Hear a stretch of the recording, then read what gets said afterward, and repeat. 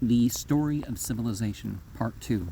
The Life of Greece, being a history of Greek civilization from the beginnings and of civilization in the Near East, from the death of Alexander to the Roman conquest, with an introduction on the prehistoric culture of Crete by Will Durant. Epilogue R. Greek Heritage. Greek civilization was not dead. It had yet several centuries of life before it, and when it died, it bequeathed itself in an incomparable legacy to the nations of Europe and the Near East. We may arbitrarily date this at 325 of the Common Era. Now, I could say Anno Domini, but not considering Jesus a Lord in the Christian sense, but Curie in the sense of a spiritual master. Outside the Christian context, I would accept. When Constantine founded Constantinople and Christian Byzantine civilization began to replace the so-called pagan Greek culture in the Eastern Mediterranean. Every Greek colony poured the elixir of Greek art and thought into the cultural blood of the hinterland, into Spain and Gaul, Etruria and Rome, Egypt and Palestine, Syria and Asia Minor, and along the shores of the Black Sea. And when this book was written, Palestine was a new country, you could say. Alexandria was the port of reshipment for ideas as well as goods, for the museum and the library. The works and views of Greek poets, mystics, philosophers, and scientists were scattered through scholars and students into every city of the Mediterranean concourse. Rome took the Greek heritage in its Hellenistic form. Her playwrights adopted Menander and Philemon. Her poets imitated the modes, measures, and themes of Alexandrian literature. Her arts used Greek craftsmen and Greek forms. Her law absorbed the statutes of the Greek cities, and her later imperial organization was modeled upon the Greco-Oriental monarchies. Hellenism, after the Roman conquest of Greece, conquered Rome even as the Orient was conquering Greece. Every extension of Roman power spread the ferment of Hellenistic civilization. The Byzantine Empire wedded Greek to Asiatic culture and passed on some part of the Greek inheritance to the Near East and the Slavic North. The Syrian Christians took up the torch and handed it to the Arabs, who carried it through Africa to Spain. Byzantine, Muslim, and Jewish scholars conveyed or translated the Greek masterpieces to Italy, arousing first the philosophy of the schoolmen, scholastic theology was scholastic philosophy, you could say, was about summaries and glosses. And then the fever of the Renaissance, since that second birth of the European mind, the spirit of Greece has seeped so thoroughly into modern culture that all civilized nations in all that concerns the activity of the intellect are colonies of Hellas today. If we include in our Hellenic heritage not only what the Greeks invented, but what they adapted from other cultures and transmitted by these diverse routes to our own, we shall find that patrimony in almost every phase of modern life. Increased knowledge of Egyptian and Asiatic civilization compels extensive modification of Sir Henry Maine's classical hyperbole. Except the blind forces of nature, nothing moves in this world which is not Greek in its origin. Hyperbola, is that how you say it? Our handicrafts, the technique of mining, the essentials of engineering, the processes of finance and trade, the organization of labor, the governmental regulation of commerce and industry. All these have come down to us on the stream of history from Rome, and through Rome from Greece. Our democracies and our dictatorships alike go back to Greek exemplars. And though the widened reach of states has evolved a representative system known to Hellas, a democratic idea of government responsible to the governed, of trial by jury, and of civil liberties of thought, speech, writing, assemblage, and worship have been profoundly stimulated by Greek history. These things above all distinguished the Greek from the Oriental and gave him an independence of spirit, an enterprise that made him smile at the obeisances and inertia of the East. Our schools and universities, our gymnasiums and stadiums, our athletics and Olympic games trace their lineage to Greece. The theory of eugenic mating, the conception of self-containment and of self-control, the cult of health and natural living, the pagan ideal of shameless enjoyment of every sense. Well, I would still say you don't criticize mere sensation or mere emotion or mere thought. It's what you believe and choose to act that might produce guilt, shame, and other ill consequences. Found their historic formulations in Greece. Christian theology and practice, the very words are Greek, stem in large part from the mystery religions of Greece and Egypt, from Eleusinian, Orphic, and Osirian rites, while Christianity is a type of Mithraism too, from Greek doctrines of the divine Son dying for mankind and rising from the dead, some connections to the whole Baal Lord, the son of El, who was thought of as the father, from Greek rituals of religious procession, ceremonial purification, holy sacrifice, and the sacred common meal. Greek ideas of hell, demons, purgatory, indulgences, and heaven, and from Stoic and Neoplatonic theories of the Logos, creation, and the final conflagration of the world, even our superstition is indebted to Greek bogies, witches, curses, omens, and unlucky days. And who could understand English literature or one ode of Keats without some tincture of Greek mythology? Our literature could hardly have existed without the Greek tradition. Our alphabet came from Greece through Kama and Rome. Our language is littered with Greek words. Our science has forged an international language through Greek terms. Our grammar and rhetoric, even the punctuation and paragraphing of this page, are Greek inventions. Our literary genres are Greek. The lyric, the ode, the Adele, the novel, the essay, the oration, the biography, the history, and above all, the drama. Again, nearly all the words are Greek. The terms and forms of the modern drama, tragedy, comedy, and pantomime are Greek. And though Elizabethan tragedy is unique, the comic drama has come down almost unchanged from Menander and Philemon through Plautus and Terence, then Jonson and Moliere. The Greek dramas themselves are among the richest portions of our inheritance.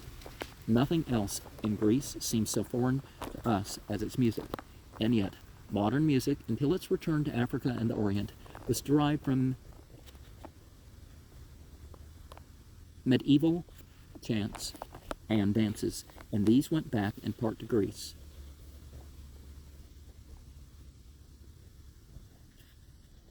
Medieval was the older pronunciation. The oratorio and the opera owe something to the Greek choral dance and drama, and the theory of music, so far as we know, was first explored and expounded by the Greeks from Pythagoras to Aristoxenus. Well, the Western form of it. Some of the other notations of music are different.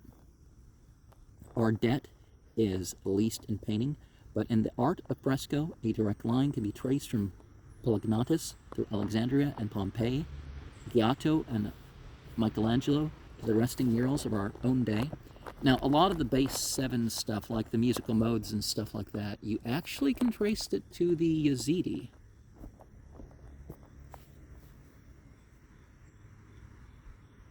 You know, knowing that that term is 67-something hundred years old.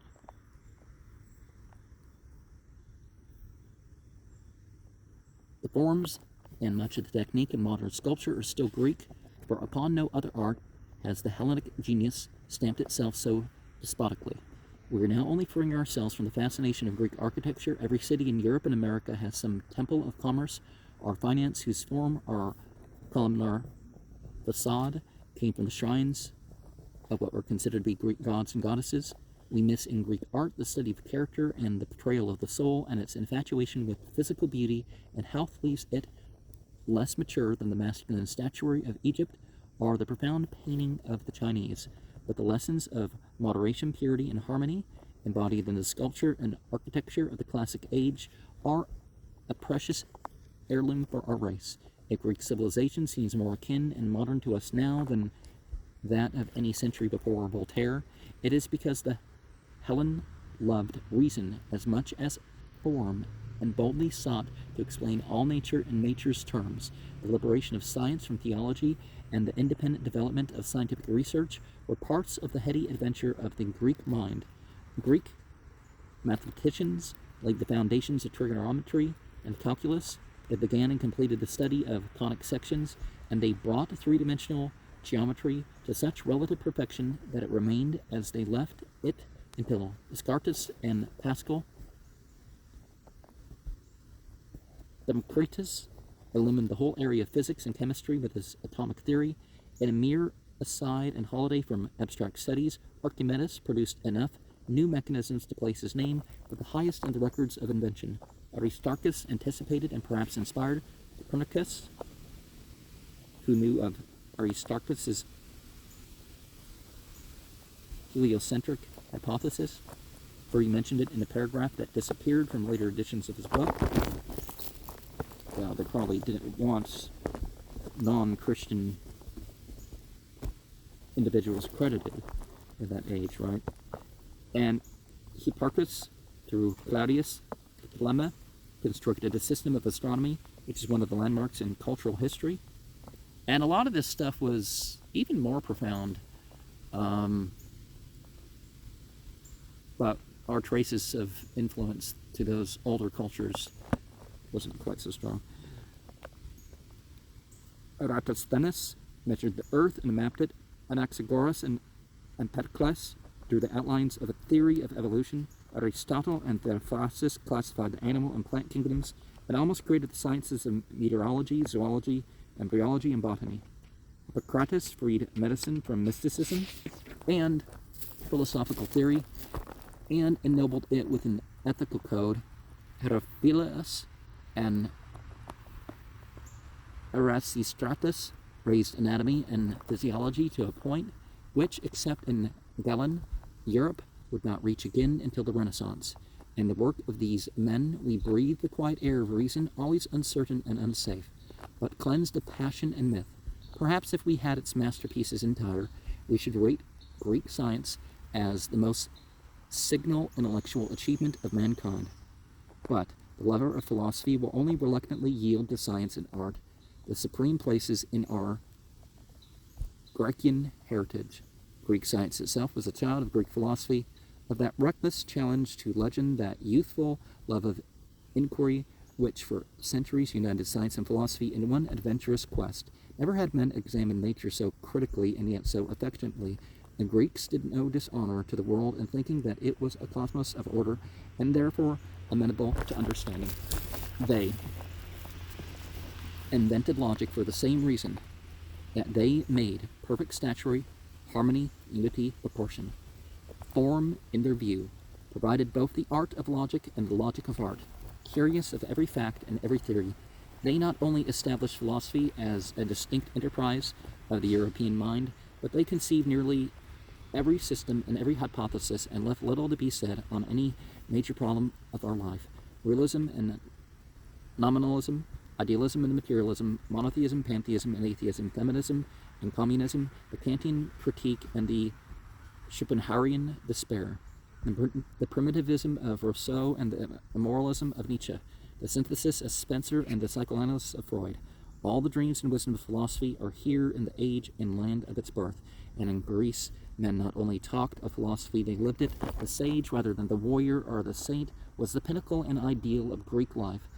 Through all the centuries, from Thales, that exhilarating philosophical request has come down to us, inspiring Roman emperors, Christian fathers, scholastic theologians, Renaissance heretics, Cambridge Platonists, the rebels of the Enlightenment, and the devotees of philosophy today. At this moment, thousands of eager spirits are reading Plata, perhaps in every country on earth. It's kind of confusing how they change the pronunciation away from the Greek and towards the Greek, depending on the form of the word or what's with it. Civilization does not die. It migrates. It changes its habit and its dress, but it lives on. The decay of one civilization as of one individual makes room for the growth of another. Life sheds the old skin and surprises death with fresh youth. The Bhagavad Gita and the Quran point that out about the spiritual kingdom, you could say, is that the guidance, if it's lapse enough, then another one is sent. And it's not about the particular civilization that it comes with or that the other dispensations came with.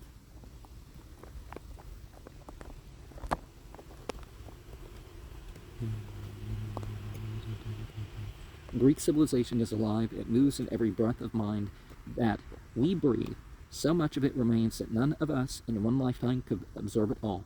We know its defects, its insane and pitiless wars, its stagnant slavery, its subjection of women, its lack of moral restraint, its corrupt individualism, its tragic failure to unite liberty with order and peace.